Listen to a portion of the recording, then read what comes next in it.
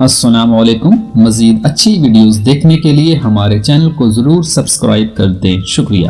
ہمیشہ کی جوانی چاہتے ہو تو یہ کام کرو، دیسی مرغی کا شوربہ نہار منہ پیا کرو، جوانی واپس آئے گی۔ مرغی کے انڈے کو گرم دودھ میں کچا ڈال کر پیا کرو۔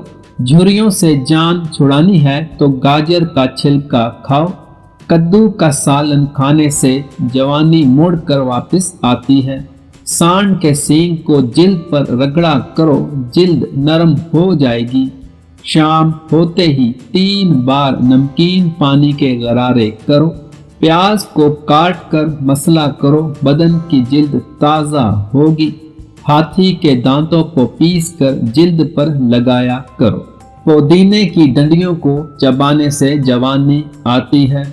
بڑھاپے کو دور کرنا ہے تو لوبان کی دھونی دیں۔ ادرک کے ابلے پانی کی بھاپ چہرے پر لگاؤ۔ جوانی کو روکنا ہے، بکرے کے دل کو پکا کر کھاؤ۔ ہمیشہ کی جوانی چاہیے تو پودینے کا پانی روز پیا کرو۔ کھانا کھا کر زبان نیچے چھوٹی مکھی کا شہد رکھا کرو۔ نیم کے پتوں کو پیس کر اس کا پاؤڈر بنا کر اپنے بدن کی ساری جلد پر لگایا کرو، جلد کی جھریاں ختم ہوں گی۔ شکرکندی میں کالا نمک ڈال کر روز کھایا کرو۔ بکری کے دودھ میں سونف کے دانے ڈال کر روز سونے سے قبل پیا کرو، بڑھاپا بھاگ جائے گا۔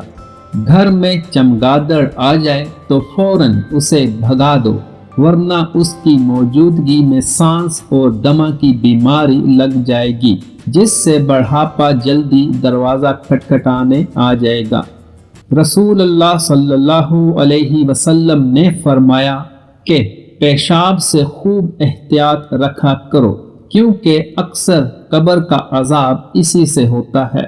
ایک شخص نے رسول اللہ صلی اللہ علیہ وسلم سے عرض کیا کہ مجھ کو کوئی ایسا عمل بتلائیے جو مجھ کو جنت میں داخل کرے۔